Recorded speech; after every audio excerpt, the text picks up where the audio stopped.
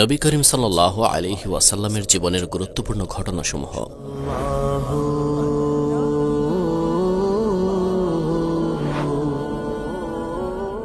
প্রথমবার বক্ষ বিদারণ হযরত হালিমা সাদিয়া রাদিয়াল্লাহু তাআলা আনহার নিকট 2 বছর বয়সে হয়। 6 বছর বয়সে তার মা হযরত আমিনা রাদিয়াল্লাহু তাআলা আনহা ইন্তিকাল করেন। 8 বছর বয়সে তার দাদা হযরত আব্দুল মুত্তালিব রাদিয়াল্লাহু তাআলা আনহু ইন্তিকাল করেন।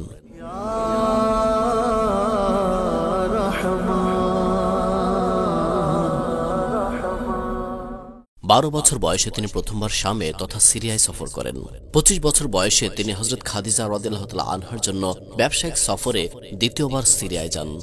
25 বছর বয়সে হযরত খাদিজার সঙ্গে তার বিবাহ সম্পন্ন হয়।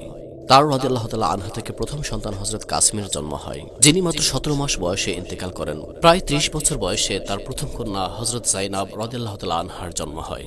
প্রায় 33 বছর বয়সে তার কন্যা হযরত রুকাইয়া রাদিয়াল্লাহু তাআলা আনহার জন্ম হয়। এরপর হযরত উম্মে কুলসুম রাদিয়াল্লাহু তাআলা আনহার জন্ম হয়। 35 বছর বয়সে কাবা শরীফে হাজরে আসওয়াদ স্থাপনের ঘটনা ঘটে। একটি বর্ণনা অনুযায়ী 35 বছর বয়সে খাতুনে জান্নাত হযরত ফাতিমাতুজ জাহরা রাদিয়াল্লাহু তাআলা আনহার জন্ম হয়। নবুয়তের ঘোষণা দেওয়ার পূর্বে হযরত আব্দুল্লাহর জন্ম হয়। তিনি শিশুকালে ইন্তিকাল করেন। 40 বছর বয়সে তার উপর প্রথম ওহী নাজিল হয়। 40 বছর বয়সে তিনি গোপনে ইসলাম প্রচার শুরু করেন। 43 বছর বয়সে তিনি প্রকাশ্যে ইসলামের দাওয়াত শুরু করেন, কেননা 3 বছর পর্যন্ত গোপনে প্রচারের নির্দেশ ছিল। নবুয়ত ঘোষণার 5ম বছরে প্রায় 45 বছর বয়সে মুসলমানদের প্রথম হিজরত হাবশা তথা আবিসিনিয়ার দিকে হয়। 49 বছর বয়সে হযরত খাদিজা রাদিয়াল্লাহু তাআলা আনহা ইন্তিকাল করেন এবং প্রায় 49 বছর বয়সে হযরত সাউদা রাদিয়াল্লাহু তাআলা আনহার সঙ্গে তার বিবাহ হয়। এরপর হযরত আয়েশা রাদিয়াল্লাহু তাআলা আনহার সঙ্গে বিবাহ হয়। এই বছরে ইসলামের দাওয়াতের উদ্দেশ্যে তিনি তায়েফ সফর করেন। 50 বছর বয়সে মিরাজের ঘটনা ঘটে, যা কঠিন এবং দুঃসময়ে তার জন্য সান্ত্বনার মাধ্যম ছিল। 50 বছর বয়সে মুসলমানগণ মদিনায় হিজরত করেন। 52 বছর বয়সে প্রথম আকাবা শপথ, অতঃপর দ্বিতীয় আকাবা শপথ হয়। এই সময় কুরাইশরা রাসূলুল্লাহ সাল্লাল্লাহু আলাইহি ওয়াসাল্লামের জীবন নাশের চেষ্টা করে।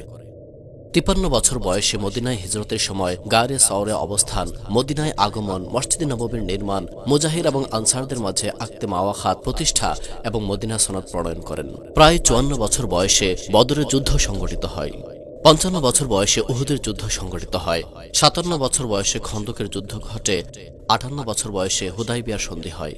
58 বছর বয়সে খাইবারের যুদ্ধের ঘটনা ঘটে। 60 বছর বয়সে মুতার যুদ্ধ, মক্কা বিজয়, হুনাইনের যুদ্ধ এবং তায়েফের যুদ্ধের ঘটনা ঘটে।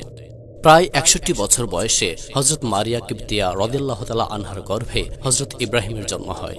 একই বছর তাবুক যুদ্ধ এবং হযরত আবু বকর সিদ্দিক রাদিয়াল্লাহু তাআলা আনহু নেতৃত্বে প্রথম হজ অনুষ্ঠিত হয়। 63 বছর বয়সে তিনি সাল্লাল্লাহু আলাইহি ওয়াসাল্লাম হুজ্জাতুল বিদা আদায় করেন এবং একই বছর তিনি প্রকাশ্যভাবে ইন্তেকাল করেন। মনে রাখবেন, আল্লাহ পাকের নবী জীবিত রয়েছেন, তার মৃত্যু হলো শুধুমাত্র আল্লাহর প্রতিশ্রুতি পূরণ।